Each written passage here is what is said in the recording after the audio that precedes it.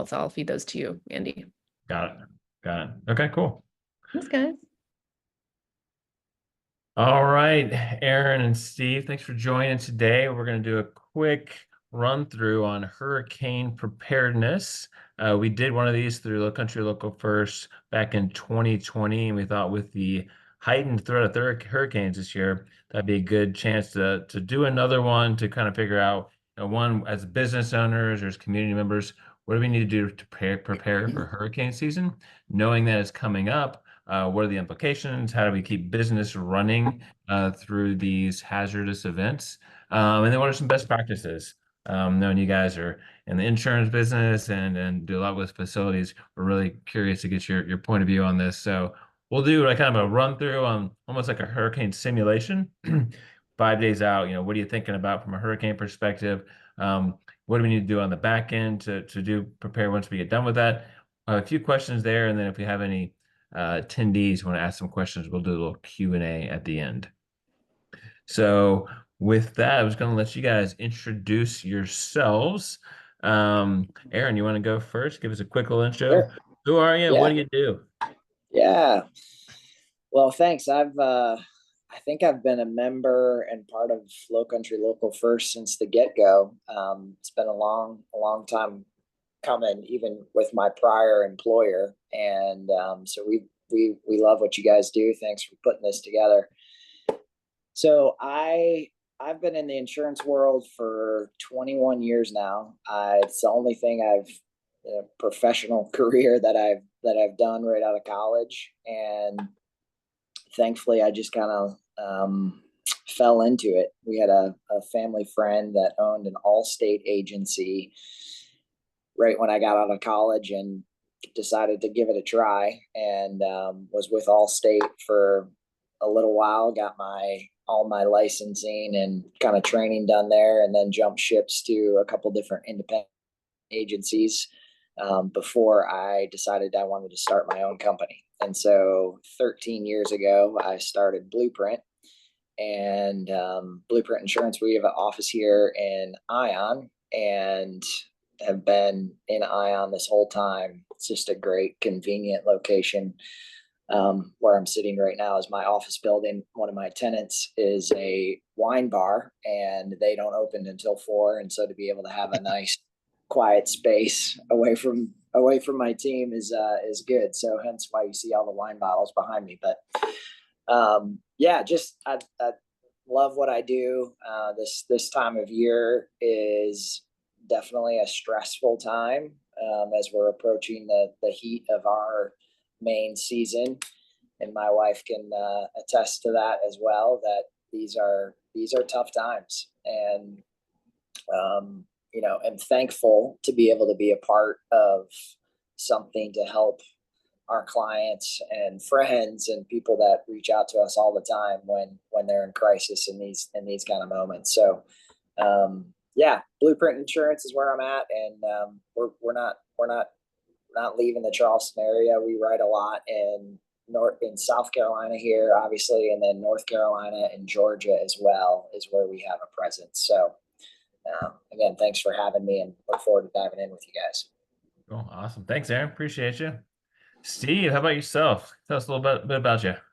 So, hey everyone, my name is Steve Miller. I'm the National Director of Claims at Greystar. Been with Greystar for about 2 years. Been in the insurance industry for about 20 years. I write a lot of insurance programs, process flows. I handle general liability, workers' comp, and property claims for Greystar. I have a team of about 7 employees that work for me.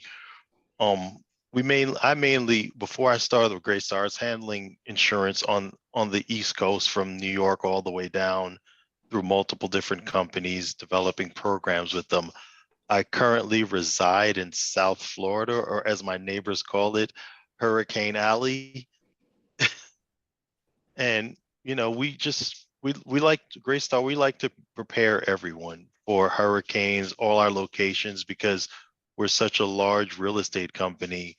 We are impacted when when hurricanes occur or when emergencies occur.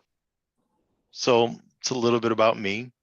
look forward to talking to everyone, helping them with their questions and moving forward. Perfect. Thanks, Steve. Yeah, and then just from my perspective, I used to again, my name's Andy McCarthy. I used to own a couple of food companies in town. One was a popsicle company called King of Pops. We had a distribution company that went with that. And we had a retail spot on Spring Street for a while. Specifically, I had that location when we had this 2 years in a row where we were getting evacuated from town. So it was pretty interesting prepping for that, understanding what's going on from a retail type location. And now I do a lot of advisement with other types of organizations. So I get to kind of get a behind the scenes look at how different groups deal with natural disasters and hurricanes specifically. So I can add in some of that context as we go through this. All right, good. So with this year coming up, I was just reading about how it's like a 80% chance that we have an elevated, hurricane risk this winter due to, or this from now through the end of November, due to warm waters, and then I guess La Nina has got a big session coming through. So it's one of those where like expect some hurricanes this year, right? So knowing that, we'll love to get you guys' take on, say, 5 days out, we hear a hurricane's about to come through. People are starting to monitor it. From a business owner's perspective, what should they be thinking about kind of 5 days out? And Aaron, I know you've been here for a while. What do you kind of think about from your perspective? Hurricanes five days out, what do you do? From our industry, this is always the tough question, because in a lot of ways, everyone wants to do a major insurance review right when a hurricane's coming, right? And so it's understood. It's one of those things where I'm just so used to that now that it just becomes such commonplace. But honestly, 5 days out, there's not really a whole lot we can do in terms of, I'm talking just insurance coverage and protection and making changes and things like that to people's policies.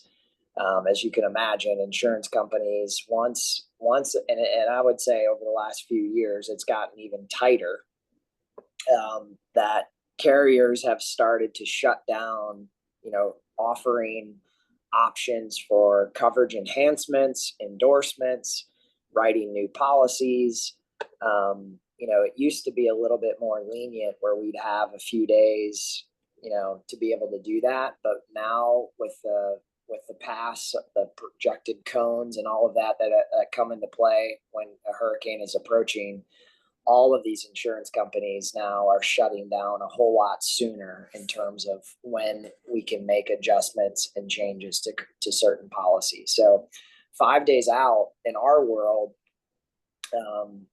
there's not a whole lot we can do to help people with their insurance protection. Now, in terms of protecting your building or protecting your house or your vehicles or whatever that may be, following the guidelines of what the city officials, our mayors tell us to do, getting sandbags, boarding up windows, removing all of your porch furniture, all of that kind of stuff is pretty straightforward. But from the insurance side of things, 5 days out, there's really not a whole lot we can do. And so I would say now is a good time to, as we're going into the season, and thankfully we haven't had anything yet, where an insurance review with whoever your agent is definitely something that I would highly advise as we're coming into the heat of the season, to make sure that you've got everything you need. Awesome. Yeah. Thanks, Aaron. Steve, I'd love to get your input there too. 5 days out, or even moving up to kind of 3 days out. Anything you guys are thinking about over at Greystar, or what are you doing to communicate or prep at that point? So 5 days out from the risk management standpoint, one of the things we want to make sure is that all of our sites that are in the path of the hurricane are reviewing our emergency preparedness playbook. At Greystar, we have this playbook that breaks down different chapters: hurricanes, tornadoes, just emergency storms and things that happen that we have to be prepared for. The next thing we do is we'll contact our insurance company or our carrier, because we have so many properties, to identify which properties are potentially in the path of these hurricanes. And this is 5 days out. So every day that's ticking away, the list gets larger and larger, and we want to make sure that those properties are preparing for the hurricane, make sure that the community managers know their roles, the regional managers, they know their roles. And we even start sending out notifications, not 5 days out, but let's say 2-3 days out when the hurricane is really upon us. We also try to monitor the type of hurricane, the category from 1 to 5. So whichever step it is, we have another process that we're going to follow based on the type of hurricane. But we want to make sure everyone is aware and we're communicating that down the line to the local community managers. Mm-hmm. Yeah. Yeah, I love that, having that preparedness playbook, right? What can we do ahead of time to make sure we know what to do? We have something to refer to once we're getting there, right? Yes. I know the other thing that we always really harped on from a business owner perspective was the communication, not only to your customers, but also your staff, making sure they're okay, they're safe, they have a plan of what's going on, they understand what all the steps are, and that communication is happening readily, and everybody's getting it in a really timely manner. So we can start to prep, because not only do we have to make sure we're preparing for the actual hurricane, but managing people's emotions and expectations is a whole nother degree of complication that gets added in there, right? Yes. All right, cool. All right, so been monitoring it, 5 days out, 3 days out. We're getting in there, we're 1 day out, right? The National Weather Service is saying, like, it's happening, it's coming. Get ready. We're 1 day out. What have we done at that point? We're starting to get to it's imminent, it's going to happen. Do we do anything different at that point? Aaron, let's you take it at this point. What do you do 1 day out?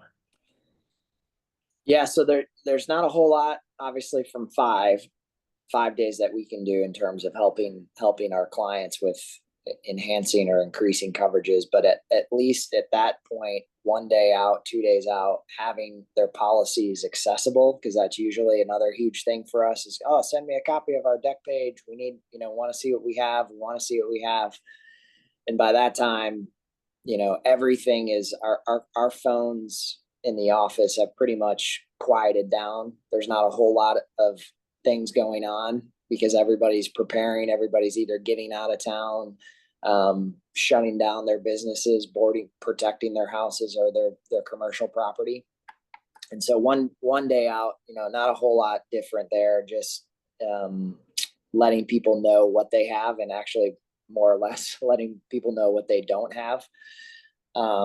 And up until after the storm, there's really not a whole lot that we can do. Our kick into gear stage comes, after the damage is done, and there's no rush. These carriers know it's coming. Everybody knows what they're in store for. So, we don't have to, set up a pre-claim or call the carriers and let them know, hey, we've got all this. They already know. They 100% already know. And so at this stage, it's really just making sure the property is protected as best you can, and that you're safe. And as a technology is amazing, right? And I think for us over the last 10 years, it's been incredible because our whole team can just leave our office and set up remotely somewhere else where we have internet, where we have phones, and making sure that once the damage does come through, once it's through, that, the day after it happens, we got to be on call and our phones are hot. Right. And so, that's the big thing for us as an agency, is just making sure that we're in a place where, all of our team has access to internet and access, because we're not helpful here. we're way more helpful in a place where we can, field phone calls and up until Charleston gets back to a place where internet is restored, phone lines are restored, and we can come back here and assist in that. So that's kind of our process. And, as a team, that's what we do is making sure that every one of our team members is at a place where they're going to be accessible and be able to start fielding these claims as soon as possible for our clients. Oh, well, thanks, Aaron. Steve, what do you say? We're 1 day out. Hurricane's about to hit. What do you do? What did you do down there in Hurricane Alley? Is that different than what you do? So 1 day out, one of the things we're doing, and I'm going to pull this from our playbook. We're going to contact our local Red Cross to see get emergency phone numbers if necessary. Find out where the local shelters are close to our locations, because 1 day out, we don't know if we're going to get impacted 100%. It's going to be 10%, but it's good to have that information readily available. We're going to make sure we have contact numbers for all of our staff. We're going to get residents advisories out to let the residents know, hey, this is what's going on. These are the plans, and notify them of shelters if they feel they need to go there. Now, setting up communication areas or like hotlines or a website where if we do go down, it'll automatically roll to another area that's not impacted, so the residents and our team members can get information or communication regarding what's going on in their area. And of course, we're going to continue to monitor the TVs, ensure our emergency contact lists and websites are all up to date. And because we have so many properties, we always follow up with our insurance carrier 1 day out to see the scope. Like I said earlier, we want to make sure from a risk management standpoint that we're ready to pick up the slack anywhere there's a hurricane in that particular area, and we identify areas that are going to help. Yep. Perfect. Yeah. Thanks, Steve. Steve, I'm curious from your perspective, and this is kind of a off the cuff question. When you're dealing with, staffs and managing the properties, but also the residents in a lot of your properties, which you guys manage a lot of residential properties. Do you have how much influence do you have over the residents and the properties as far as advising them on what to do? Well, everyone listens to what they want to listen to. So that's the best way to put it. But all we can do is communicate the information that we have. And we have residents advisories that go out, so they're aware of what we're aware of, the category of the hurricane. We feel you should evacuate. These areas are going to be off limits. These areas have been boarded up. We make sure that all our dumpsters are emptied and secured. So in case of damage, we try our best to minimize any damage to our property and the residents' personal properties. Residents have vehicles that are parked outside. So if we can strap down or put our dumpsters inside, we'll move them. Or if we can lock down the gate where they are, we'll lock it down, just to ensure we have minimum impact or damage to the residents and their property. And, if it's a situation where the authorities say, hey, you need to leave the property, we'll let them know this is what the authorities are saying, and we want you to heed that advice. Yep. Yeah, Residents and employees' safety is our #1 priority. Yeah, I think especially at that 1 day out, that's got to be the number one for everybody, right? Safety of all the people around, all the property. What can we do to make sure that people are doing things appropriately? I'm sure it'll be interesting this year too. I know up to the last time they evacuated town, not much happened here. So I'll be curious to see how many people that were here for that last hurricane, when it wasn't that intense or as intense as they thought it was going to, are going to hang out now, and how do we influence people appropriately to make good decisions. All right, so moving along, storm day, and then kind of moving into post-storm.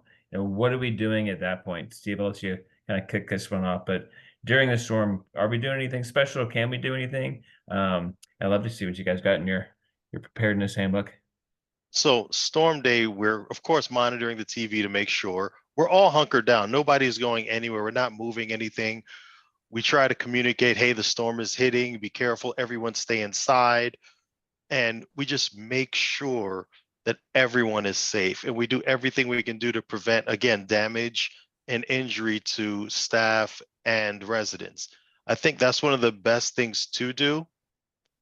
And then see what happens after the storm. Now, right after the storm, we're automatically in contact with emergency responders to see if it's safe. If there's puddles of water, we do not go there. Stay on firm ground. You don't know what's in that puddle of water. It could be electrified. We don't know what happened as a result of the storm. So we warn our residents, stay inside until the emergency responders notify us. Again, we can warn, we can notify them through our emergency communication systems, through our residential advisories. However, it's up to them to take heed. Yeah. Great advice. I love that, Steve. Aaron, anything to add? Storm day, just after the storm, anything we're doing differently? So storm day is just kind of like what I had mentioned before. We're on high alert no matter what day of the week the claim falls, right? So if it's a Saturday or a Sunday, everyone on our team knows that even though our office hours are Monday through Friday, like that supersedes everything. And we're just there for an assistance, right? So we are not the insurance carrier, we're the agency. So we represent a lot of the insurance carriers that we place the business with. And so we're there to, we can field claims, or most of our clients at this point have obtained their policy information. They have their phone number information for the claim, the 1-800-CLAIMS numbers. A lot of these carriers will come directly to the hit areas and set up shop here so that you can, go and see someone directly from the insurance company. So it just depends on the amount of damage and how severe it is. But we're there as an assistance. We're there to, help everyone know they're going to be okay. Everything's going to be fine. This is why you have insurance, and helping get our clients their claims processed and handled so that it gets lined up and that we know who's going to come in, and helping them figure out who the contractors are going to be that are going to come and restore their properties. So, yeah. Yeah, Steve, as we start to move in more into that post-hurricane deal, a day, 2 days, 5 days, a week after, what are you guys thinking about from Graystar's perspective as far as communication, but then also any kind of rules of the road for you guys? So we are constantly communicating. Right after the storm, from a risk management standpoint, we set up a report. And what that report does is it tracks from the date of the storm all the claims that were reported up until the storm ended for probably about a week or 2 weeks, depending on how bad the storm was. And the reason we do that is we want to make sure that all the claims in that area are reported and responded to by the insurance company timely. We send out updates 2 to 3 times a day on all the claims that are coming in from each location. We're checking in with each location to determine what the damage is, filing the claim. We notify the insurance company. We look at that heat map from the insurance company. We call it a heat map. So basically everything that's happening in that area, we're looking at the heat map. So in case a claim is reported and it's outside, but they were impacted by the storm or the storm shifted, we'll know we need to add those particular states or particular cities in that incident report. We take our claims very seriously. So we want to make sure that, if you're insured with us, or, any of our clients are impacted, that we're addressing their concerns, and we're still communicating with the residents, letting them know, hey, this is what's going on. We've reached out to authorities. If there's a power outage, we'll provide them residential advisories as to when the power company states their power will be on, or if there's an issue with the water or sewage. We're communicating all the information that we receive to the residents so they're aware. Yeah, I know we were hoping to have one of the city officials on today, had a last minute cancellation, but the city is regularly pushing out information on when is it safe to come back and what does that utility situation look like. A lot of times, a lot of power lines are down or water is interrupted.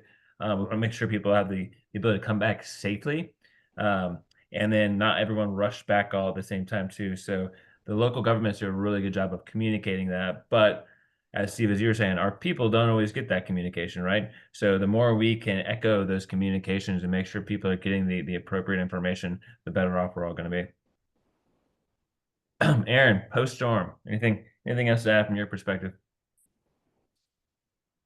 yeah, I think we just gotta hit that. We're just there as a source to help assist our clients because everyone's going to be looking for who can get my work done the fastest.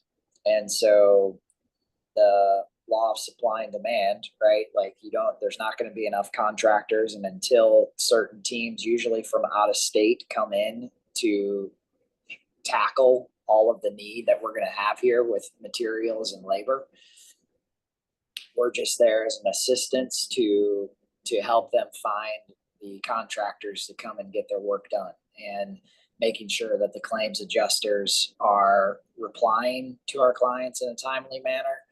And then also obviously just helping them understand too that, a claim like this is, it's not like a single where you had a house fire where yours is the only house that was destroyed and you got 100 contractors that want to do it. This is a situation where there needs to be a little patience, and it will get done, but we've got to have a little bit of patience with making sure that the teams are there in place, because we don't manage the contractors, we don't manage the work that's going to come and get that done. We just are helping our clients start the claim process and get that initial distribution from the insurance company to get them going. So Yep. I hear you. All right, a couple of little miscellaneous questions for you guys. Kind of gone through that, pre and post storm simulation. With this being predicted as kind of an elevated year for hurricanes, are you guys doing anything different to prepare? Are we doing anything to kind of get ahead of that? Or is it like, business as usual? We're going to stay as prepared as we've always been. Steve, I'll let you kick that one off. Anything different you're doing, knowing it's supposed to be a big hurricane season? So I'm going to say it's basically business as usual, because we have this hurricane preparedness, this playbook that we use. And this playbook has probably like 6 pages for each disaster. So we'll make sure everyone is reviewing the playbook to understand their roles. The playbook is literally broken down with everyone's specific role and what they need to do. So what we've noticed is, if everyone is participating and doing their particular role, then it's going to be business as usual. Because when hurricanes happen, it's 1, 2, 3, 4, 5. We know what to expect. And if you do your specific role, we're preparing all the way up to 5. We want to make sure that, hey, regardless, this is our level of preparation, and we're making sure that everything is done. We make sure our communication is there. We're setting up our offsites. And I'm telling you, once we hear of a hurricane 3 days out, the meetings are rolling. We're having every check-ins every 3 to 4 hours to ensure that all the properties are battened down and everything is secured and residents are aware. So we do our best to follow the playbook, and we prepare all the locations and the residents for the disaster if it comes. Perfect. Yeah. Thanks, Steve. Yeah, for Aaron, for you, same sort of thing. Anything you guys are doing differently this year as you kind of think about a really big hurricane season on tap? I think every year it gets a little bit more that we start to just really press our clients, the people that we're working with, to, hey, let's have a conversation. What's going on at your property? What's going on at your business? Because if we need to make changes to anything, or the rising costs of construction are out of control right now, and so a lot of people have insurance policies that are not accurate with what true replacement cost is in today's dollar. And so for us, it's as many conversations as we can possibly have of, hey, here's your limit. Is that sufficient? Because we haven't adjusted this in a couple of years now, and we know that the rising costs the inflation has just taken over, and especially here in the Charleston area. And so it's just getting ahead of that game and trying to have those conversations and those annual reviews, if you will, as many as we can. And it's just making sure that the people understand, our clients understand that what coverage they have and making sure that they're sufficient, because once a hurricane gets in that 5-day window, we can't do anything about it. So Yep. communication. Heard that. Yeah, the big takeaway I think I have from there too is just having that plan, right? I know in the past for me when I was running a business, the little things that add up on what you need to do to get out the door to make sure you are prepped to leave town for your business, for your people, those add up really quick. Yeah.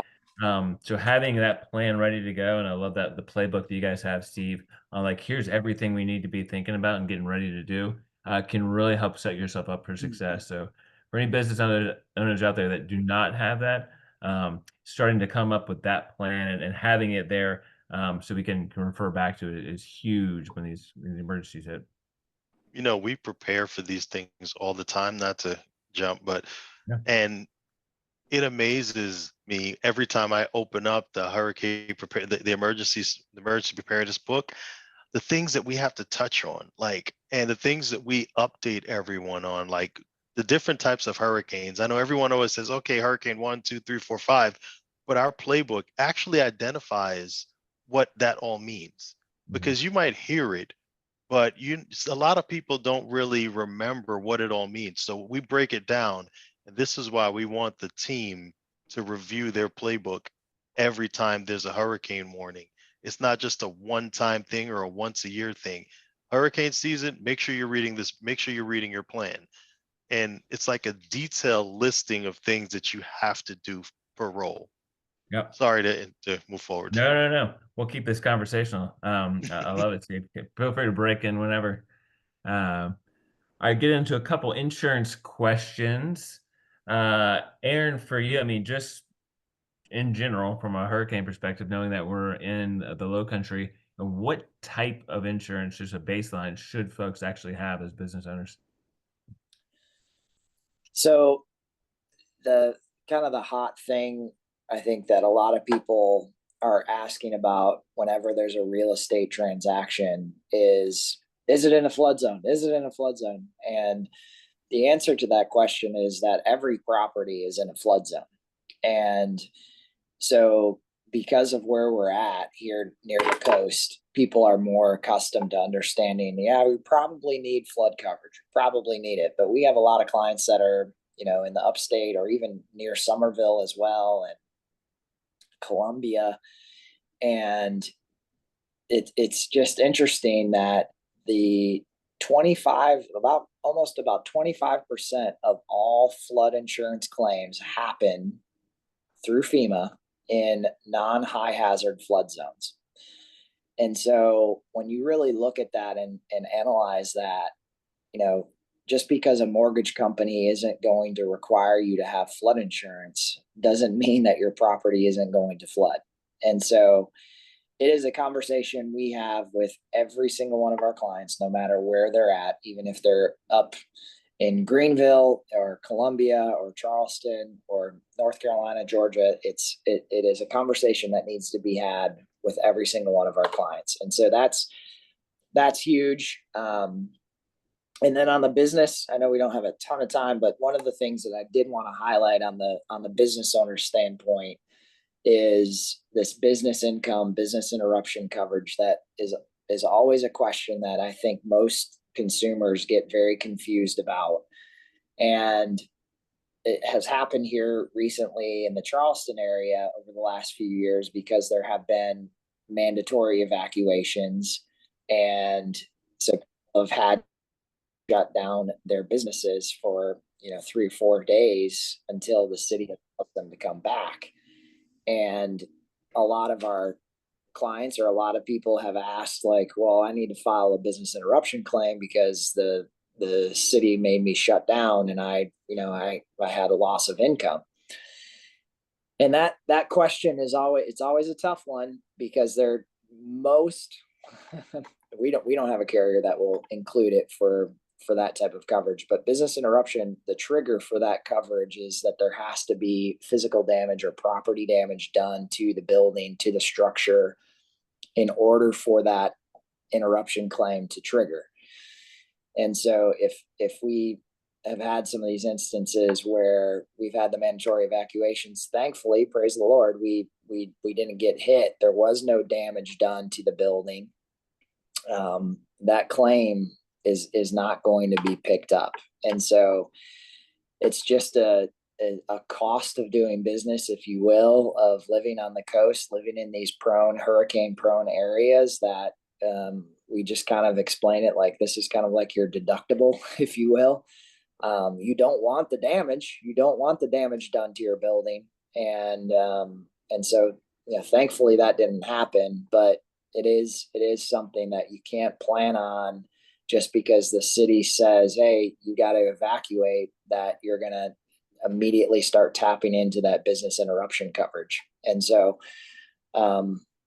those are the kinds of conversations that we have when we take on new clients, or even when we're doing our reviews with our clients, is just to make sure they understand, like, unfortunately, you got to have a little rainy day bucket of money set aside for stuff like that. And just be grateful that there was no damage done to the building itself. Yeah. Yeah. And very, very interesting. I hadn't really thought about the business interruption. Glad to hear you kind of explain that a little deeper. I had a couple insurance questions run through. Steve, feel free to answer these as well, because I know you got a background in insurance. But Aaron, one that came through was, how should business or property owners prepare in terms of documenting assets ahead of peak storm season? Yeah, great question. That is always something where the carriers that we work with, I'd like to say that they're very reputable companies. They know that people that live in Mount Pleasant are going to have very nice things. People that live in the Charleston area are going to have, there's so much information on the internet now in terms of Zillow and, from the real estate listings websites, showing what the properties are like, showing interior photos, showing all that stuff, which is, a huge blessing. In terms of your personal assets, we always, tell clients to keep saved photos, to go through your restaurant, go through your commercial property, go through your house, take photos. We all have iCloud. There's so much storage on these things now that we can save that right before a storm, or even, every year set a reminder on your phone to just like get an updated inventory, if you will, of having documentation of what you had. Not saying that you would need it, because I don't know, I've never had to have to prove photos to any of our adjusters before with our clientele, but it is a just in case nice thing to have, to prove that you had the certain items that you did in the house, or custom cabinetry, or, exotic marble tops in your restaurant, things like that, so that you don't have to fight with an adjuster come claim time saying, no, I had this was, this cost this much money. I don't foresee that being an issue, but it is something as a backup that we would recommend it. Yeah. Love it. So yeah. One of the things that we do is most of our 90% of all of our residents, I'm not gonna say 90, they have renter's insurance. Now with renter's insurance, if you're in a hurricane and your property is damaged, photos do help. Aaron's 100% right. They do help. Now, I always recommend personally get an Excel spreadsheet, just document the value of the items and where you purchased the items if you can remember. And it's just common practice, because right before a hurricane or before a national disaster, no one is going to really think about that. But if you start documenting it when you do have the disaster and that item becomes missing, you have it, and everyone has a cloud nowadays. So just store it in the cloud so you don't have to worry about taking that list with you. If your computer is damaged, you can have it on your phone. So pictures, price points, and where you purchased it, as crazy as it sounds, it's very helpful, because normally companies keep that stuff on file, especially if it's a high dollar item. And then you just produce that information to your renter's insurance, and they will cover it. Mhm. Now, with business interruption, we have the luxury of having that on our properties. And we look at that as occupants. We look at the occupancy from the previous months. If a unit is damaged, we can say, okay, well, we were normally at 90% occupancy. And because these units are damaged, we can't rent them out. So we can prorate the rent for those units and submit it for business interruption, because our history shows that 90% of our units have always been filled. So the insurance company will review it and say, based on your history, you did suffer business interruption because of these losses. So history helps you with your future when it comes to business interruption. Yeah, that's great advice, Steve. Steve, we'll leave it on you. I got one more question come through, somewhat unrelated. It was saying, what communication tools or procedures can you lean on when the internet or power is down? How do you get in touch with people when you don't have the old internet or power? Well, leaflets, we send out flyers, we send them out before and after if it's safe to do so. It's very rare that both will be down because everyone will have a cell phone, and just like us, cell phone carriers, if they know that Charleston is down per se, they're going to reroute that service to probably Florida, North Carolina, just to get service back up in that area, because emergency responders normally use cell phone towers as well, so they do their best.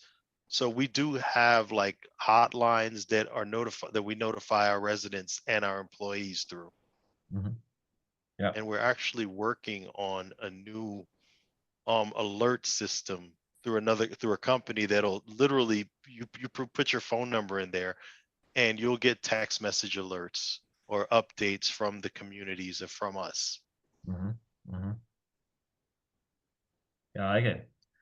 All right, I think we've hit most of the high points, gentlemen.